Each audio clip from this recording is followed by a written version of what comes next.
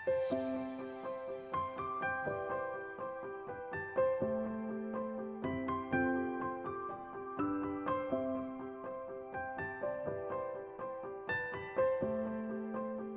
salut Christophe, merci de prendre un petit peu de temps pour nous et pour les jeunes. Donc déjà, en premier lieu, j'aimerais que tu te présentes à nous.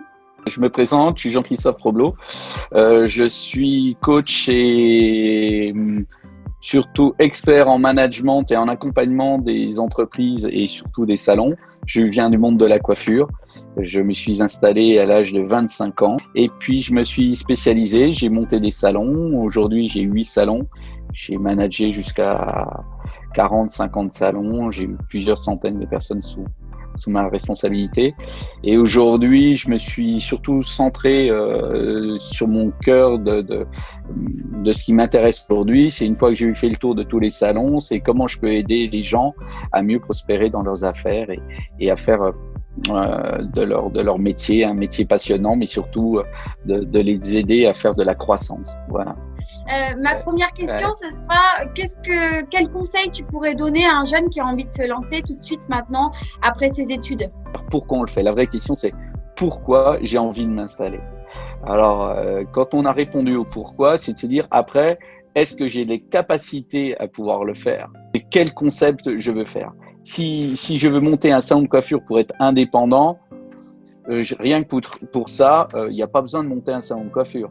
Hein, on peut être responsable de salon, avoir un très bon poste dans un salon et puis pas avoir toutes les contraintes de l'installation. Par contre, si on a un concept qu'on a envie de sortir et puis qu'on pense qu'on est le seul à pouvoir le mettre en place, il faut le faire. Parce qu'on a plusieurs catégories de coiffeurs qui s'installent. On a celui qui va aller chercher ce qu'il n'a pas trouvé dans son entreprise.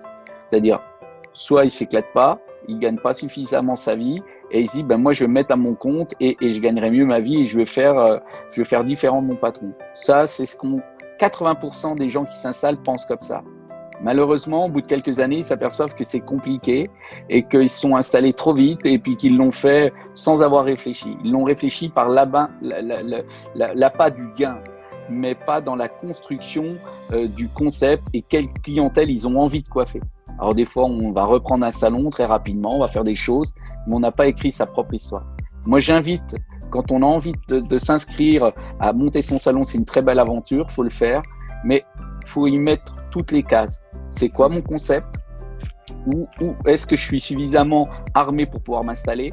Est-ce que je suis dans la bonne zone de chalandise? Est-ce que la taille de mon salon va correspondre à la clientèle que je veux rechercher? C'est tous ces éléments-là qu'il faut faire avant de s'installer. Et c'est ça de se dire demain, est-ce que je m'installe ou est-ce que je vais apporter mon expérience à quelqu'un?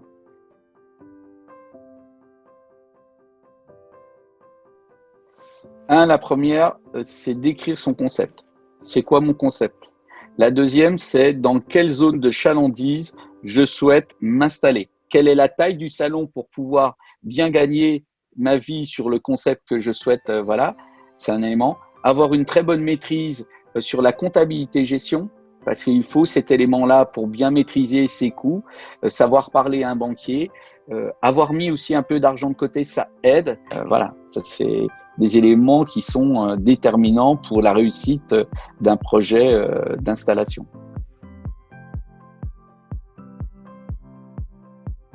Déjà, 80% des gens qui seront autour de vous vous diront que vous faites une erreur. Voilà. C'est comme ça, c'est très français. Maintenant, tu vas pas te lancer. Maintenant, tu vois, c'est la crise, c'est le Covid. Puis tu vois pas des coiffeurs, il y en a déjà plein. On entend tout. Vous avez envie, faites. Mais avant de faire, réfléchissez. Les gens qui vont vous conseiller ou qui vont vous dire de pas le faire, souvent, ce sont des gens qui n'ont rien fait ou des gens qui ne sont jamais installés. C'est souvent vos proches qui ont peur pour vous. Ils ont peur que vous réussissiez pas parce que ils sont cultivés à l'échec. On n'a pas le droit de se tromper en France. Plus vous vous trompez, plus vous aurez d'expérience. Les chambres de métier peuvent aider, un ancien, peut-être un prof de CFA qui a été à son compte. C'est ces gens-là vers qui il faut. Alors, ils vous donneront pas les ficelles de 2021, mais vous donneront des ficelles qui sont universelles. Ça veut dire quoi être un bon coiffeur? Moi, j'ai jamais été un coiffeur artistique, d'accord, pour plein de raisons. Par contre, je sais ce qu'il fallait faire pour faire tourner un salon de coiffure. Et de savoir s'entourer de talents, c'est aussi un art. Que si on est fort dans un domaine, faut déjà recruter des fois d'autres personnes dans d'autres domaines. Ça permet d'ouvrir son champ de compétences. Et à côté de ça, il faut avoir un niveau de gestion. Je dirais qu'il faut 30%, 40% de gestion. Faut avoir ça en soi. Et ça se travaille. Hein.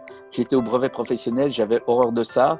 Et puis, j'ai passé des mentions complémentaires. Puis après, je me suis payé des cours de commissaire aux comptes. Ce qui fait qu'à un moment, j'ai compris que c'était intéressant.